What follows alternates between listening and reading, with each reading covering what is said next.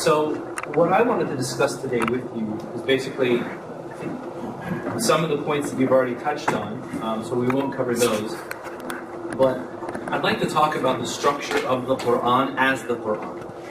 And then we'll talk about the commentary and dialoguing with the tradition. And then if we do have time, maybe we can talk upon the ancillary texts and the essays that are at the end and some of the issues that have come up surrounding those. As you well know, the concept of Nazm and Ijaz, of the inimitability of the Quran, it's being impossible to be imitated.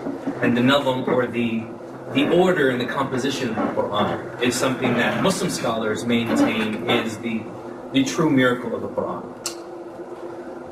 It's been my experience in reading both popular material and academic material in the Western world that there is an accusation that the Quran is incoherent and it is non-linear. And that in reality it reflects kind of the ramblings of a man in the desert instead of the mind of the divine. So what are your thoughts on that idea or that proposition that the non-linear nature of the Quran affects its composition, and how did you deal with translating those things and following or trying to reflect the Ijaz or the Nazm of the Quran in your translation? Well, that's a very good question. I think that the issue of Ijaz, you can't fully reflect that because that's something that happens on the linguistic level. I mean, sometimes there is wordplay in the Quran, and you just sit there and you, that means, how did that? You know, then this, as you get more and more, and then, I mean, just even the way that the kind of rhythmic pattern of a particular verse in the recitation, that it's different words, but it is reflecting the rhythmic pattern of the recitation of another verse, and that's what makes you make the connection. There's just no way to convey that. And you know, so this is something that I think you can't convey necessarily fully in translation. It is a place in the commentary where at times you can bring out, you know, this is using that root, that is using that root, that is using that root, and by using these three, or using the same root for these three very different words to describe a situation, there's a deeper theological implication that's coming out of that. So that's something that you can bring out, and there are places where we've tried to bring it out, but there are places where now, I mean, after we've done it, I go back and I look and I go, oh man, I wish I'd seen that before. And so there are a lot of things that you know, there are a lot of different ways. It's infinite. I mean, there's the way that the words are related and the structures and even the rhythmic pattern. And one of the things that really holds, I mean, everybody who knows recitation, one of the things that really holds the Quran together is the rhythm. Sometimes the rhyme scheme at the end of verses and these things. And so it's very difficult to convey that in translation. But your aspect of the Nazm of it, this is something which I think is it's a very important thing, and you have within the commentary tradition, the question of Nazm is something that becomes more and more a focus in commentaries later on as you go. So for example, a lot of scholars in the early period, they might occasionally say, like Qurtubi might say, this surah follows that surah for this reason. But then you get to Al-Alusi and Ibn Ajibah, who are in the 19th century, and for every single surah, they want to tell you why this surah follows that surah. Or Biqai's work on that. Biqai does this over and over. Ibn Barajan, this is something that he's, and Ibn Barajan, he goes so far as to say that when you understand Nazm, there's no abrogation. That it's Nazm, it's a question of Nazm, and it might be that a verse conditions another verse over, but you have to understand the Nazm in order to understand how all these things are related to one another.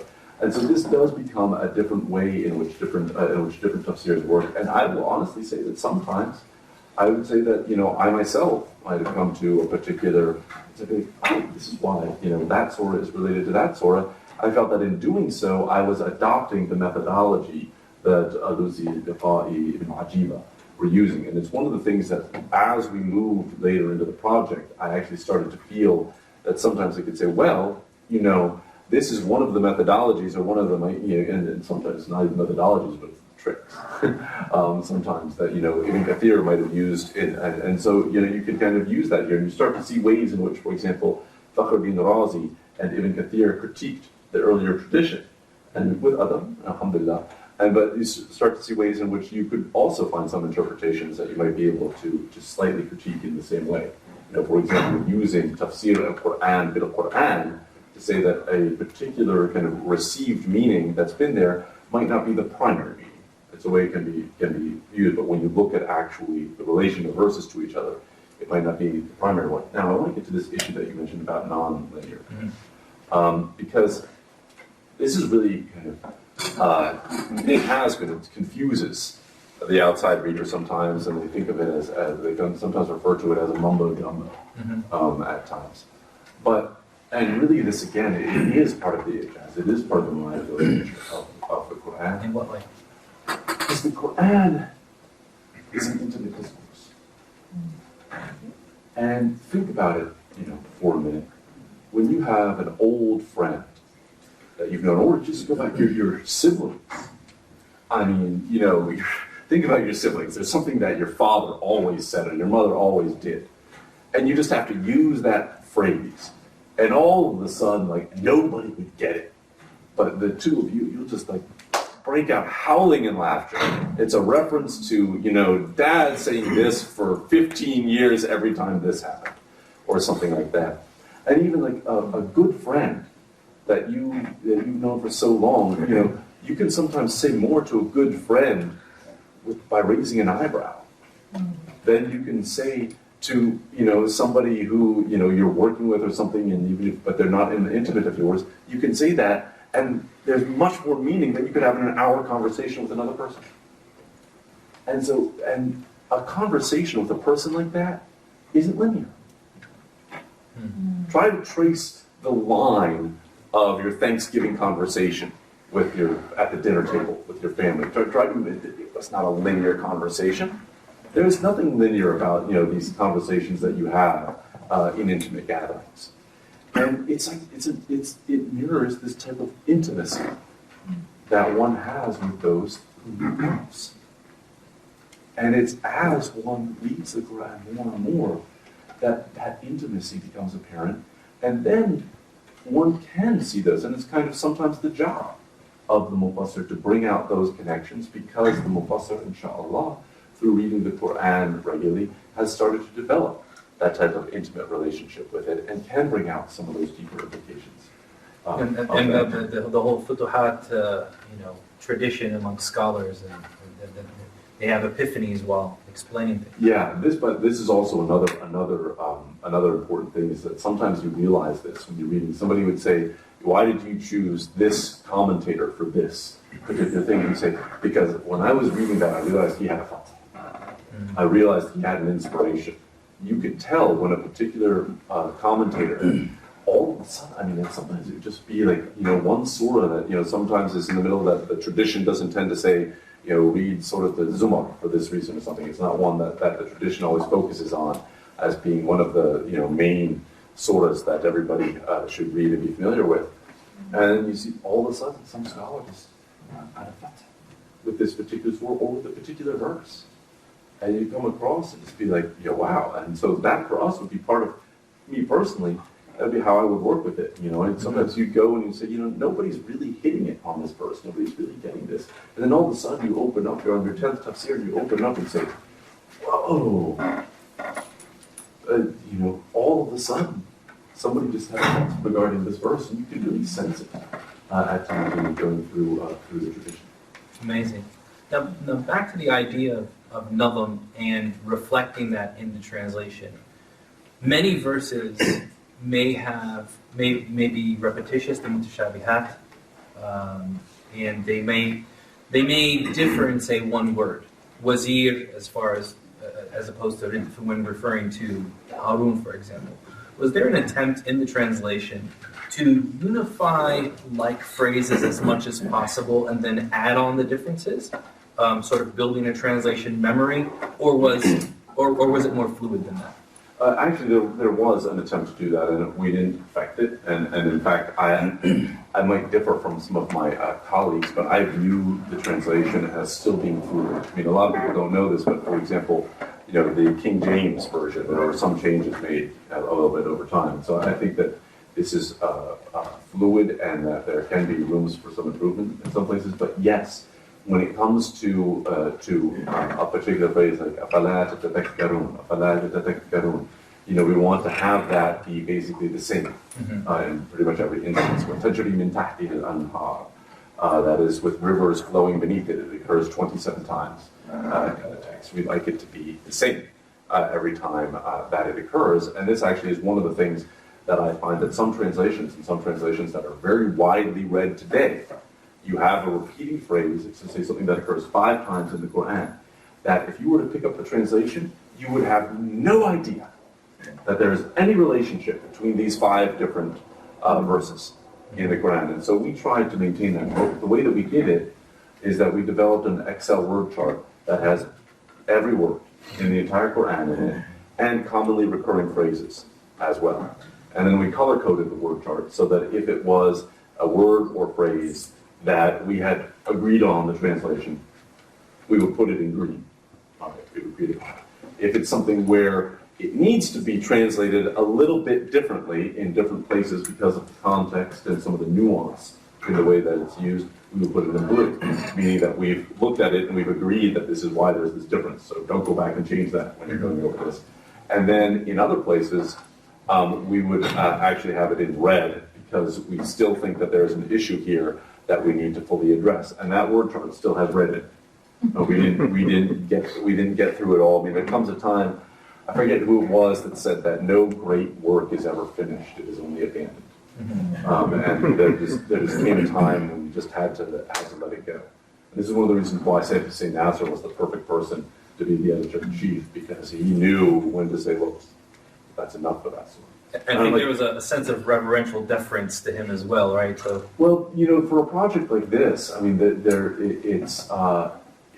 has to be, there is reverence. I mean, we got into it with him at times. There are certain things that, like, no, that can't be, and then I'd give him all of the reasons why, and then I'd sit down and he'd say, no, I want it to be this way.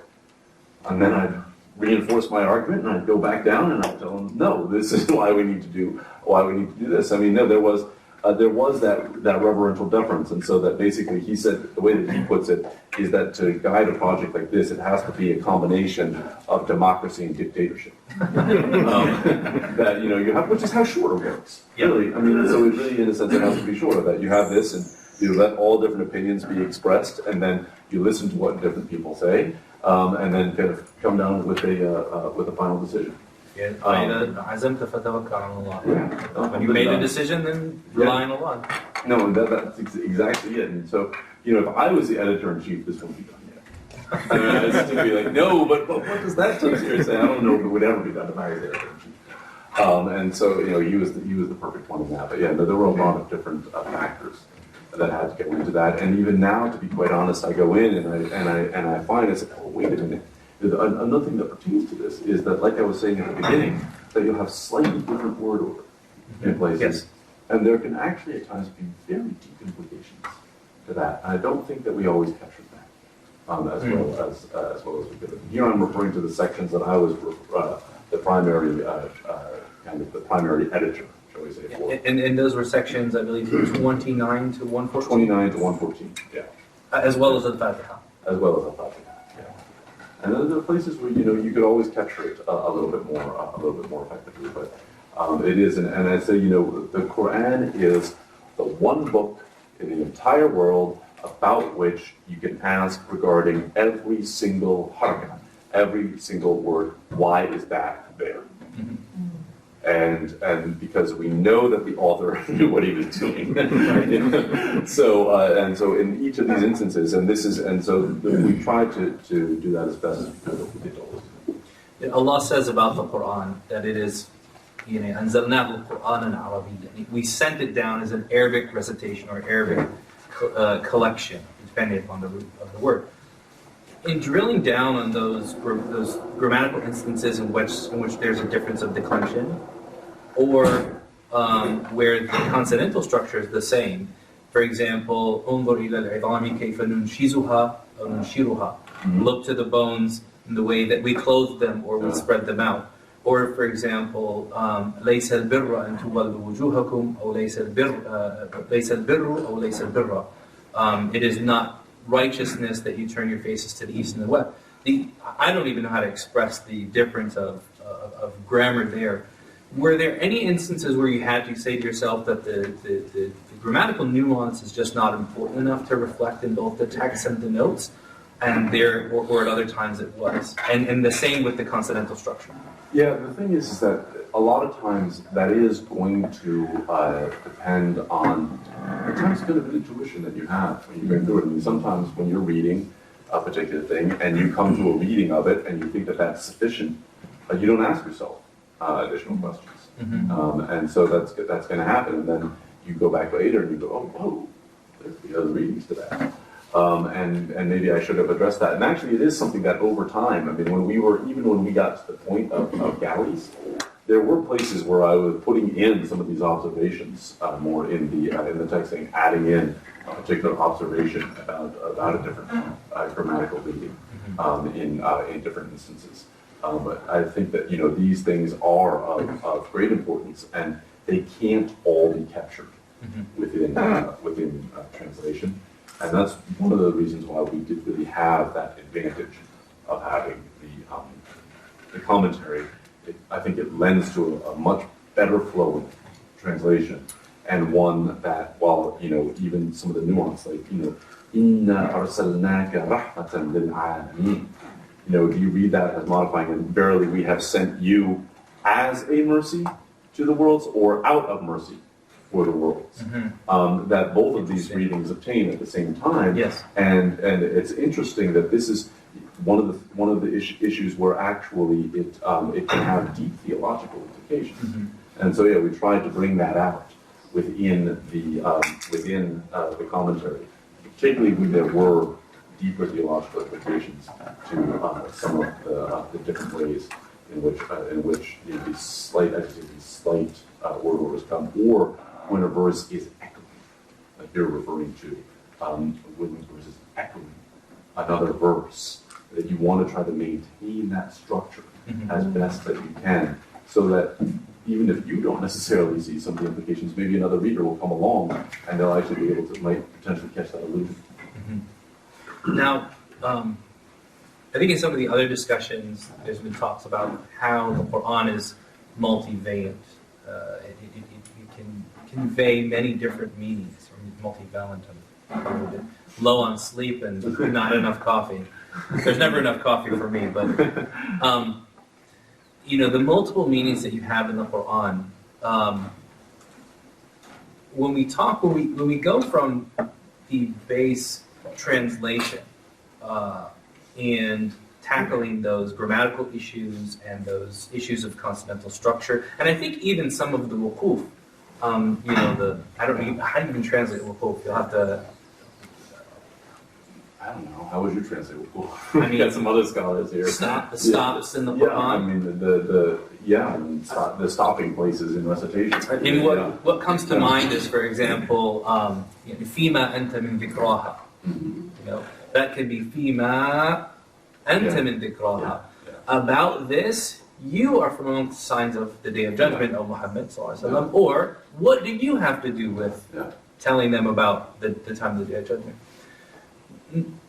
These meanings are obviously reflected in the tafsir that you consulted. And so, kind of jumping from the structure of the Quran, maybe if we can go into dialoguing with the tradition. You said something in a recent lecture about the difference between dialoguing with the tradition or upholding traditionalism. Yeah. And how does that reflect in the study of Quran in your work? I think that one of the ways in which that reflects is so just for everyone, like this idea that he's referring about multivalency or polyvalency, it is really that every, and the tradition, attests to this over and over. People say every verse has 7 different meanings, 7 different levels of meaning, and it can be read on this level or that. Every verse has an inward and an outward and 7 inwards after that, and things along these lines. And so the basic notion that the Quran is polyvalent, has all of these multiple different meanings on different levels, and can actually, in a sense, also speak to different centers within the human being, all at the same time, within even one individual. That's something that our tradition really tries to preserve throughout. And again, it is part of what prevents one from going into more strident and extremist readings of the text in multiple directions. But I want to go on to okay, so go back to your question because I just went off on the tangent. No, that's good. Yeah, Fine. yeah. I was going to go on a tangent from your tangent on my tangent. The idea of these being taken from the tradition and engaging with the tradition. What does it mean to engage the tradition or to uphold traditionalism? Because just now you alluded to the fact that some said, well, you've gone outside of the sphere of Sunni orthodoxy.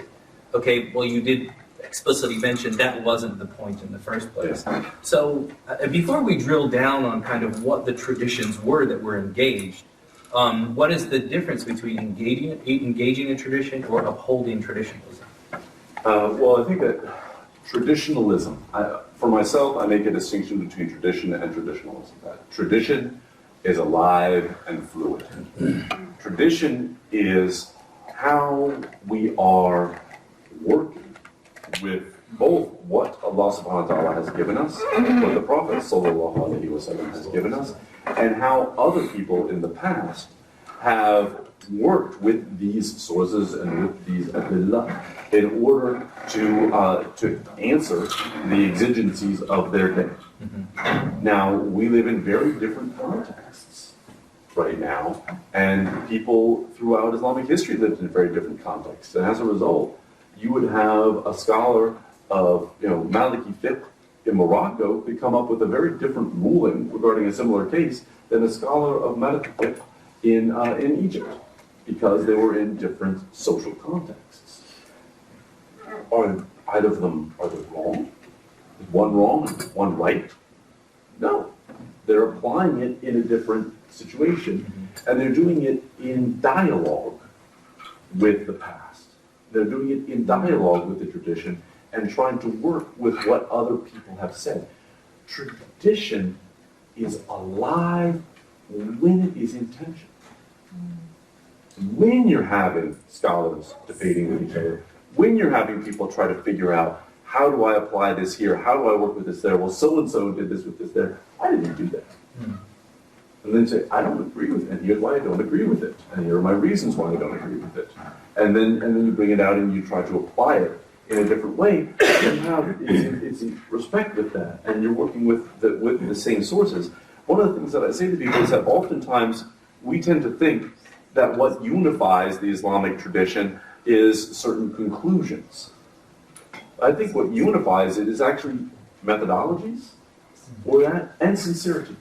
At the same time, I mean, you'll find people who came up with certain rulings or fatwa at different times, legal opinions, that when we look back at it from now, it seems like there might have been some self-interest, astaghfirullah, in how that was done, and sometimes we have to be honest. Or some intricacies because of the social economic environment. Exactly, a social economic environment that makes it completely different than how we would come with it now. So when traditionalism is to make an idol of the past, and you start saying, taking the rulings of so-and-so, and say, well, he said this, therefore this. And so you take Ibn Taymiyyah, Ibn Arabi. People make idols out of these great figures of the past sometimes, rather than realizing that really, that they themselves were working with what some people had said before them and were reformulating some of these conclusions and coming up with new ways of phrasing things. I mean, Abu Hamid al-Ghazali completely altered the way in which theology, well, along with his teacher, Awjuh, he completely reshifted the way in which theology, Ash'ari theology, was articulated. And Shafi'i fiqh? Yeah, and Shafi'i fiqh. I mean, and it's an amazing accomplishment. He didn't say everybody who's been talking about this before was wrong.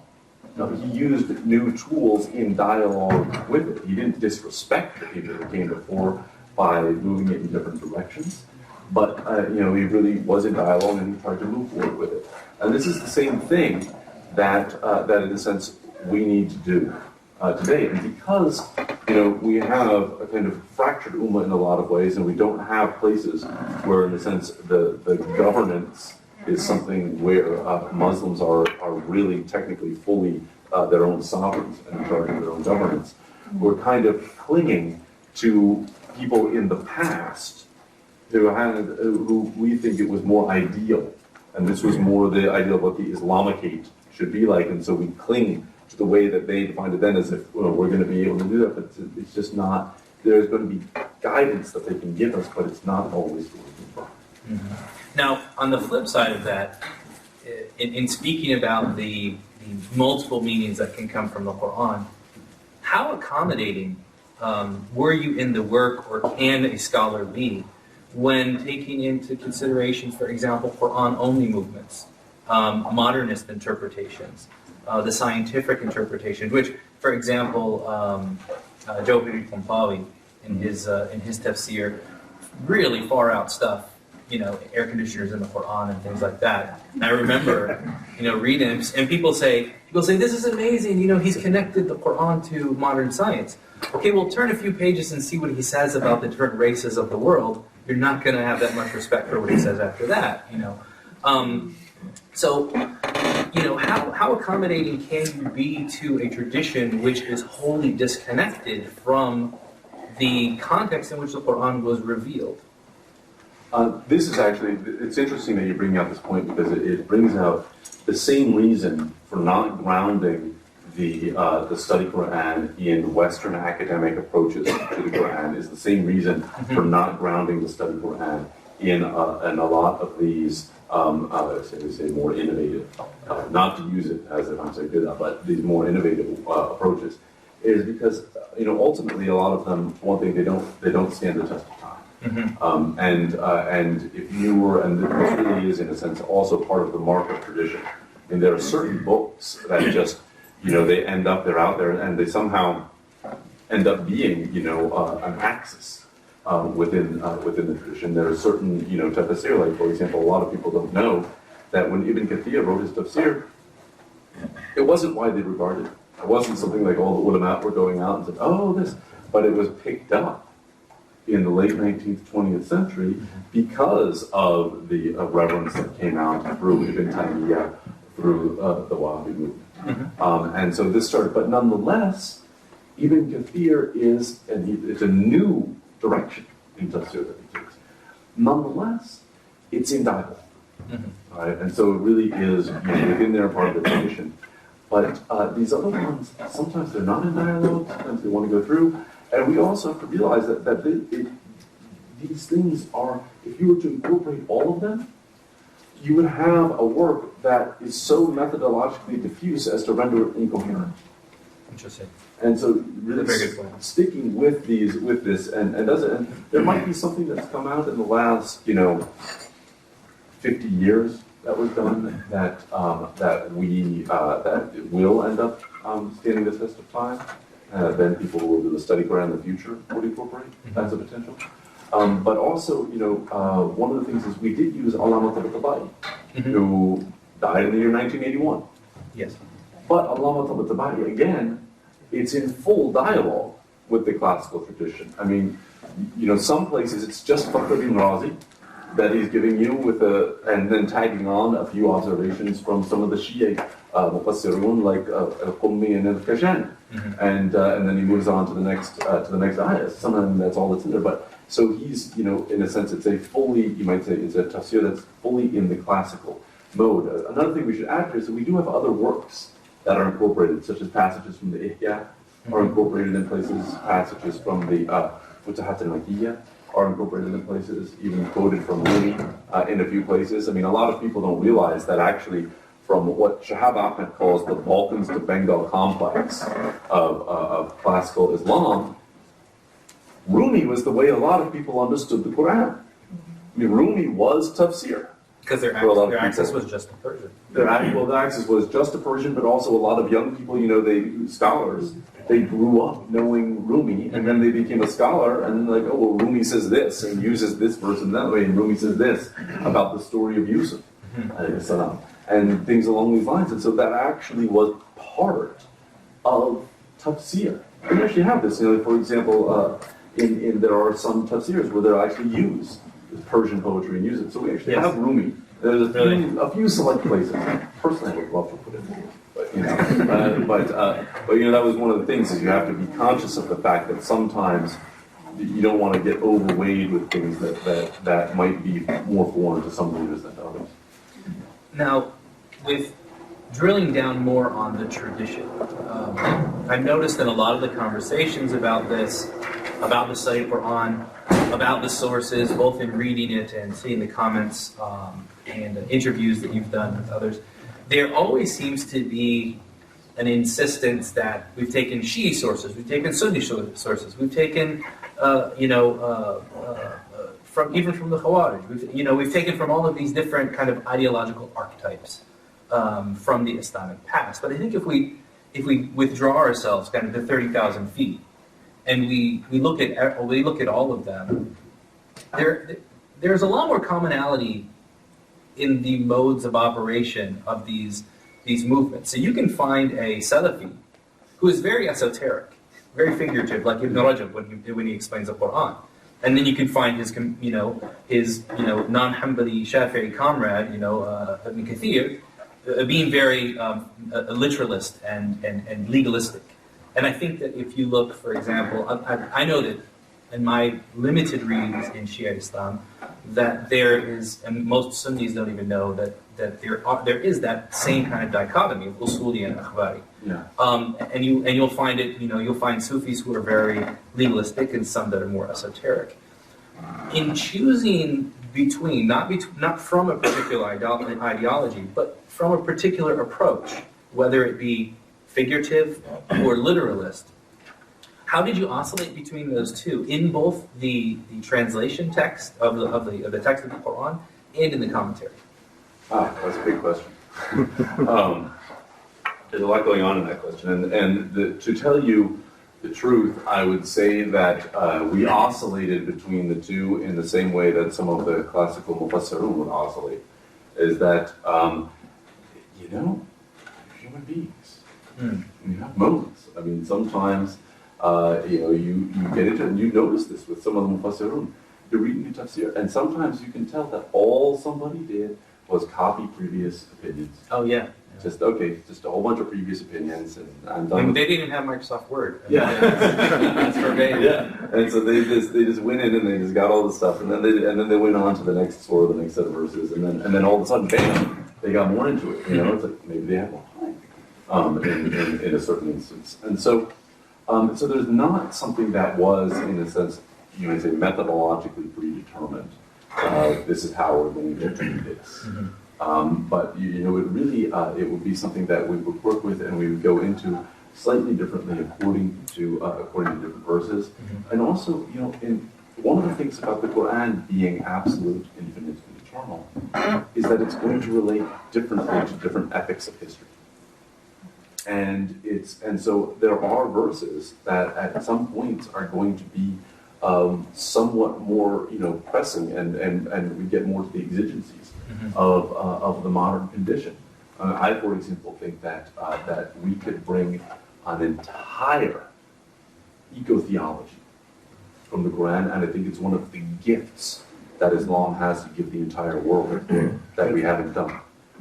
But this is where I think it's clear all the way from what are going to be some of the signs of the degradation to what is the attitude that human beings should have to how we should actually work with it. So let's take, for example, a very good example within this would be, the story in Surah Al-Baqarah of the Jews who broke the Sabbath and they were made. All right.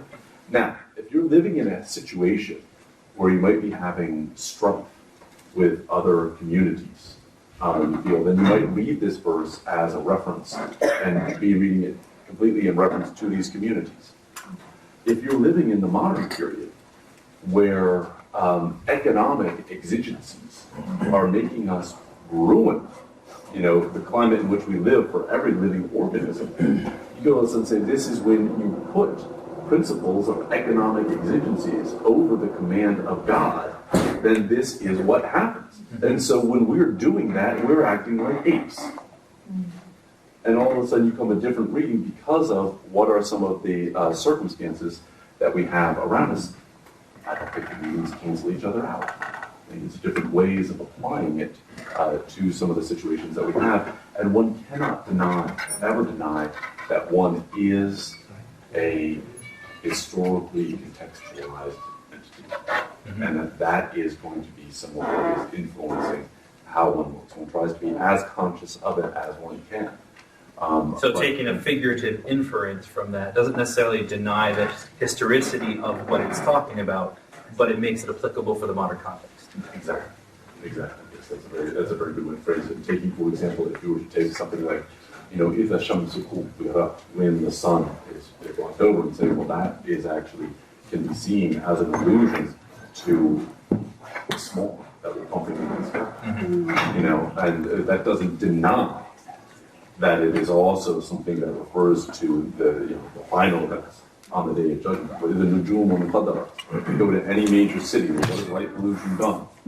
So you could see it as referring to that as well, but also to the events at the end of time. This is where that attitude of the polyvalence of the Quran, it becomes of fundamental importance to take this account and to understand how these multiple meanings can attain at one and the same time. Now, one of the things that I was impressed with when I first read the study Quran was the translation of the Quranic verses itself. I'm not a big fan of Old English, or what's the phrase you use? Early modern English. Early modern English. Old English would be Chaucer. Yeah. I don't think anybody wants to read Chaucer. If you want to do that, go ahead. Nobody will read it. It's like translating the Queen. Yeah, exactly. Yeah. Which, there might be a market for that. I don't know. I was very impressed by the fact that the word choice reflected the linguistic meanings of the Quran without a lot of interpolation, bracketing, or allegory. Yeah. And I think that when some scholars were very literal in their interpretation, but it was always separate. Some of them were very figurative in their interpretation, but it was always separate. Now, basing the commentary on the tradition, and you did touch on the fact that this is not meant to be indicative of one particular tradition, but of a broader Islamic tradition. How did you balance that? Because what a Shia Mufassir finds as important or indicative of his belief system may not be what a Sunni does, may not be what a Sufi does, may not be, now if we drill down on these kind of ideological archetypes, how did you balance that? And was there ever a time where it became difficult so that you didn't feel that you were slanting towards, you were remaining ecumenical? Yeah, I think there are definitely times when we might have gone and done things that people would find were less ecumenical. I mean, I've already seen some Shiites out there say, well, this is a particularly important verse for this, and that could have been mentioned. Yeah, it could have been. It's not. I'm not an expert in Shiite tafsir, but there are places where that could have been done, and there are certain aspects, you would say, of Sunni doctrine in particular places that could have been brought out a little bit more in particular places. But one of the things is that a lot of people, you say Sunni tafsir, Shi'i tafsir, Sufi tafsir.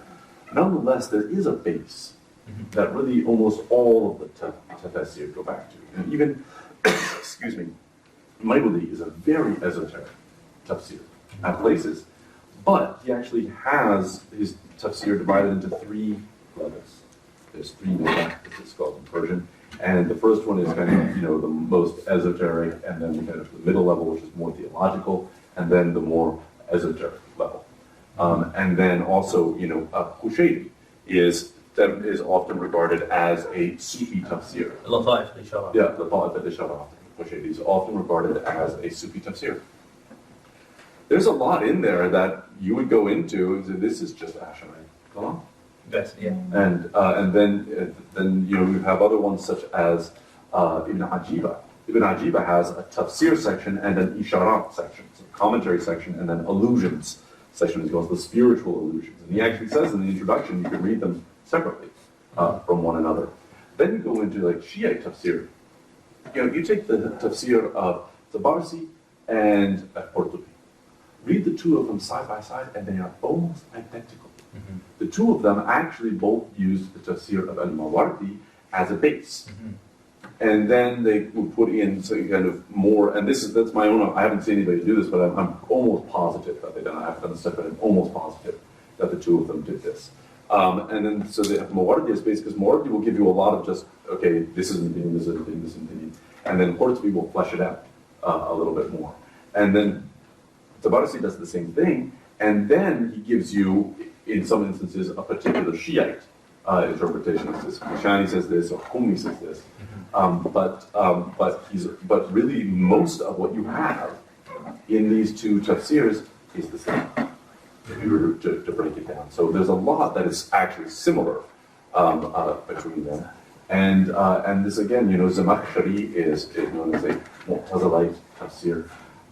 I read it in detail, and you know, there's some stuff in here which is definitely not, you know, Mu'tazilite, and many Ash'ari commentators used it back and forth. I mean, it's just like, you know, he's just on a first-name basis, basically, with the other field to say, as in a kesh, and you're supposed to know, because everybody knows Zamakhshari's tafsir, the tafsir tradition. I mean, when I was studying in Saudi Arabia, one of the senior scholars of Saudi Arabia, Sheikh Abdullah Wadayyan, said, Kashaf has to be in the library of every single student. Yeah. And this is someone that, you know, perhaps most fans of Kashaf would not be a fan of. Yeah. But, you know, may Allah have mercy on him and on all the scholars of Islam. I think I've said enough. I want to wrap up with just one request from you.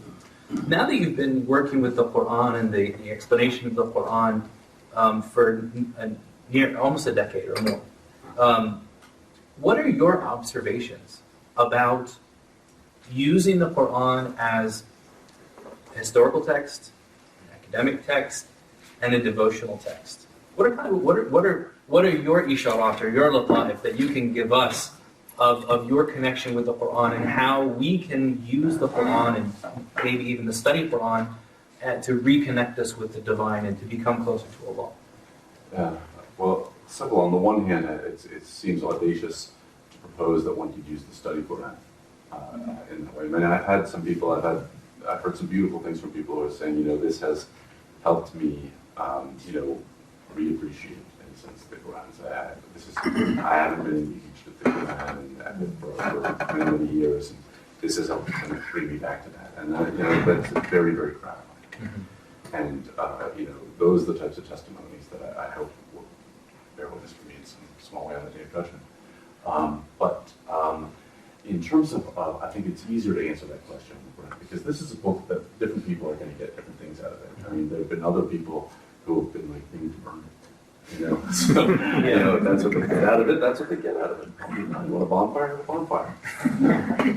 That is a proper way of disposing of a bonfire.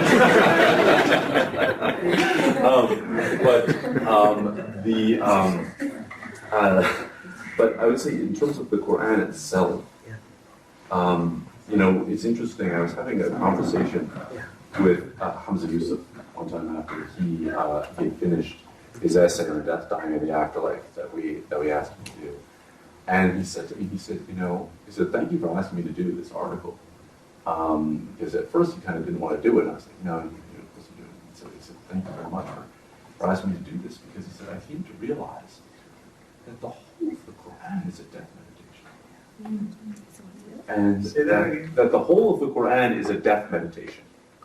And especially those surahs that we're supposed to read daily, you know, Awrad, like Yasin and Waqi'ah and more, that all of these are about, you know, preparing yourself. And there's the idea of the Prophet that talked about this, that, you know, the one who is most intelligent is the one who remembers death and prepares for it. And this is really, in a sense, a lot of what the Quran is about. But another thing that is related to that, that I've come to realize, part of the Quranic message is that if you are honest with yourself, you know the truth. And this book is going to help you be honest with yourself about that.